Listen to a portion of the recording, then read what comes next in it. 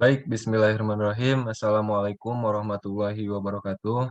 Pada kesempatan kali ini, saya akan memaparkan tentang tugas besar saya praktikum sumber daya lingkungan, yaitu tentang pengaruh penggunaan cahaya terhadap kondisi lingkungan di Kelurahan Cibaganti. Sebelum masuk ke pembahasan, alangkah baiknya saya memperkenalkan diri terlebih dahulu.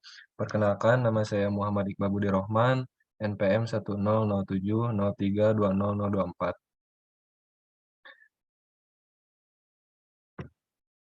Eh, Untuk latar belakang sendiri dari cahaya ini tuh, cahaya merupakan suatu gelombang elektromagnetik yang dalam kondisi tertentu diberlakukan sebagai suatu partikel. Nah, gelombang elektromagnetik ini merupakan gelombang yang tidak memerlukan medium untuk merambat, sehingga cahaya matahari dapat merambat tanpa memerlukan medium. Nah, sumber cahaya yang terbesar di dunia ini salah satunya matahari. Sebagai sumber energi yang terbesar, cahaya matahari ini perlu dimanfaatkan sebaik mungkin. Keberadaan energi matahari yang temporer di siang hari mengakibatkan perlunya energi cahaya sekunder berupa cahaya lampu untuk penerangan di malam hari. Nah, kebutuhan penerangan di malam hari ini sangat erat kaitannya dengan ketersediaan listrik. Sebagaimana yang telah dibahas pada modul sebelumnya, bahwa cahaya matahari juga dapat dijadikan sebagai sumber energi listrik dalam skala besar dapat berupa pembangkit tenaga surya atau PLTS. Nah, untuk rumusan masalah yang akan dibahas yaitu yang pertama, bagaimana cara memahami perencanaan cahaya di lingkungan Kelurahan Cipaganti. Yang kedua, bagaimana cara memahami pemanfaatan energi cahaya secara optimal baik di dalam maupun di luar lingkungan Kelurahan Cipaganti. Dan yang ketiga, bagaimana cara mengetahui kondisi lingkungan atau jalan dari suatu tindakan kejahatan yang dilihat dari komponen defensible space. Nah, untuk tujuan dan manfaat dari penelitian itu sendiri, yaitu yang pertama mengetahui perencanaan cahaya di lingkungan Kelurahan Cipaganti, serta mengetahui pemanfaatan cahaya secara efisiensi di Kelurahan Cipaganti. Untuk ruang lingkup wilayah penguatan makro itu sendiri, di wilayah Cipaganti yang di sebelah utaranya itu berbatasan langsung dengan Kelurahan Ciumbuleuit, di sebelah baratnya berbatasan langsung dengan Kelurahan Paster, di sebelah timurnya berbatasan dengan Lebak Siliwangi, dan di sebelah selatannya berbatasan dengan Kelurahan Taman Sari. Nah, untuk ruang lingkup wilayah penguatan makronya yaitu berada di sekitar Jalan Cipaganti Permai, Kelurahan Cipaganti, Kecamatan Coblong. Nah, untuk sistematika penulisannya sendiri yaitu terdiri dari pendahuluan yang membahas tentang isu permasalahan terhadap penggunaan cahaya yang ada. Untuk tinjauan materinya, tinjauan teorinya berisikan teori yang berkaitan dengan isu atau permasalahan yang akan dibahas.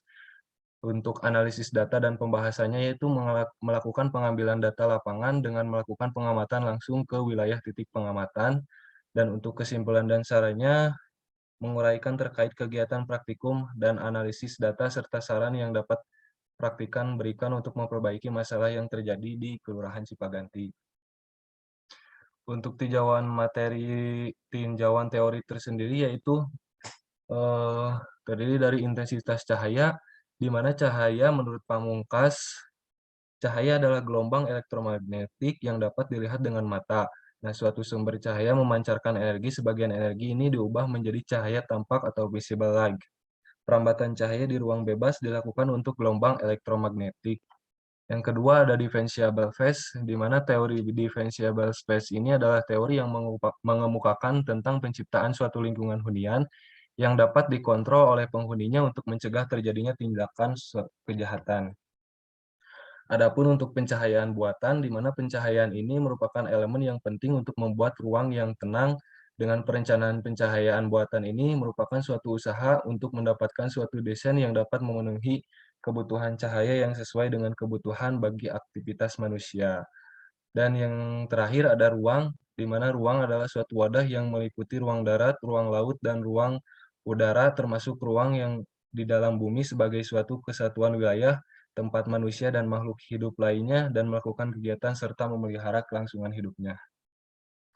Nah, untuk analisis data dan pengamatan tentang rencana pencahayaan di wilayah pengamatan, yaitu saya mengambil wilayah pengamatan di Jalan Cipaganti Permai, Kelurahan Cipaganti, Kecamatan Coblong. Nah, di sana tuh terdiri beberapa fungsi bangunan seperti pemukiman, pos kamling, perdagangan dan jasa, serta RTH. Nah, untuk penerangannya terdiri dari penerangan jalan umum, di mana di sana terdapat 7 penerangan jalan umum berupa lampu seperti lampu taman. Nah, untuk rencana penerangan jalan umumnya itu dibutuhkan sekitar 3 lampu taman yang harus disediakan di sekitaran wilayah pengamatan. Nah, untuk titik buta atau blank spot dari wilayah pengamatannya itu terdapat 3 titik buta atau blank spot yang mana lokasi tersebut kurang sekali pencahayaan dan membutuhkan penerangan. Nah, untuk tanamannya itu terdiri dari berbagai tanaman, yaitu seperti pohon dan tanaman-tanaman kecil yang berada di sekitaran wilayah pengamatan. Untuk titik sampel wilayah pengamatan rencana pencahayaan ini itu seperti ini. Nah, untuk pembahasan datanya yaitu dari sepanjang luasan wilayah pengamatan praktikan mengenai rencana penerangan untuk mengurangi dari tindakan kejahatan di Jalan Cipaganti Permai, Kelurahan Cipaganti, Kecamatan Coblong yang praktikan amati ini, praktikan memerhatikan bahwa ada sekitar 7 lampu penerangan di sekitar jalan dan ada 3 blank spot atau titik di mana lampu hanya ada pada rumah warga di sekitar Jalan Cipaganti Permai yang menjadi wilayah pengamatan praktikan, sehingga penerangan di daerah tersebut sangat minim sekali. Maka dari itu, diperlukan perencanaan pencahayaan dalam pembangunan lampu yang mana dibuat 3 lampu pada peta terlampir, sehingga diharapkan penerangan menjadi cukup untuk beberapa titik sampel tersebut untuk para pengguna jalan maupun untuk menghindari dari tindak kejahatan. Nah, lalu komponen apa saja yang termasuk ke dalam defensible space di sekitaran wilayah pengamatan? Nah, untuk penerangan di jalan umumnya itu seperti ini, ada 3 sampel untuk titik penerangan, dan untuk titik buta atau titik blank spotnya ada 3 titik sampel. Nah, untuk desain perencanaan cahaya pada blank spotnya itu seperti ini.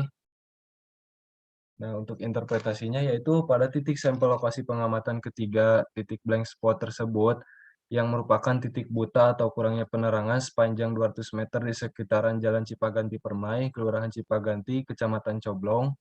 Nah, dengan adanya ketiga titik blank spot tersebut, praktikan mengamati bahwa kondisi di sekitaran jalan tersebut yang belum memiliki pencahayaan dan minimnya lampu-lampu penerangan menjadikan lokasi tersebut sangat rawan terhadap tindakan kejahatan maupun kriminalitas. Maka dibuatlah suatu desain pencahayaan di wilayah tersebut, yang mana dengan adanya desain lingkungan tersebut dapat menyebabkan berkurangnya kesempatan-kesempatan tindakan kejahatan yang merupakan salah satu faktor yang dapat mendukung pencegahan akan tindak kriminalitas tersebut. Nah, untuk merealisasikan atau pengoperasionalisasi hal di atas menggunakan konsep defensible space yang terdapat 4 komponen atau 4 kategori. Yang pertama yaitu teritori, di mana territoriality ini menghubungkan antara lingkungan fisik sekitar dengan tindakan kejahatan. Yang kedua ada natural surveillance, yakni kemampuan penduduk untuk dapat mengawasi dan melihat lingkungan umum yang ada di wilayah mereka. Dan yang ketiga ada image atau milieu, merupakan kategori yang meniadakan kesan atau persepsi masyarakat zona yang terisolasi dan mudah terserang tindak kejahatan. Dan yang keempat ada safe area, di mana menunjukkan pada kondisi atau tingkah laku masyarakat yang menunjukkan bahwa area pemukiman tersebut berada pada kondisi aman, nyaman, dan tenang tanpa gangguan tindak kejahatan.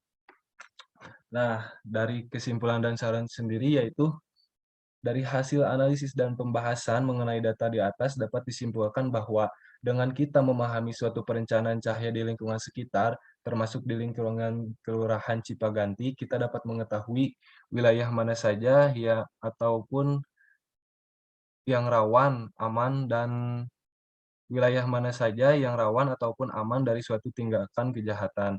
Nah, adapun kebermanfaatan kita untuk memahami akan manfaat dari energi cahaya itu sendiri, baik di sekitaran dalam komplek maupun di sekitaran luar jalan, ketika di malam hari dapat mempermudah pengguna jalan melihat dengan lebih jelas jalan yang akan dilalui pada malam hari, sehingga dapat meningkatkan keselamatan lalu lintas dan keamanan.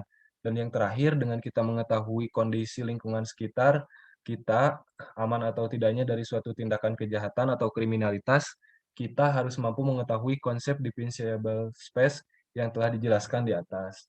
Nah, maka dari itu, alangkah baiknya lagi masyarakat ataupun pemerintah setempat lebih meningkatkan kesadaran lagi akan pentingnya suatu pencahayaan di sekitar lingkungan Jalan Cipaganti Permai, yaitu dengan melakukan perencanaan pencahayaan dan menambah lampu-lampu penerangan di setiap titik lokasi blank spot atau titik buta sehingga tindakan kejahatan maupun kriminalitas dapat berkurang. Sekian dan terima kasih. Mohon maaf bila ada kesalahan. Billahi taufiq wal hidayah. Wassalamualaikum warahmatullahi wabarakatuh.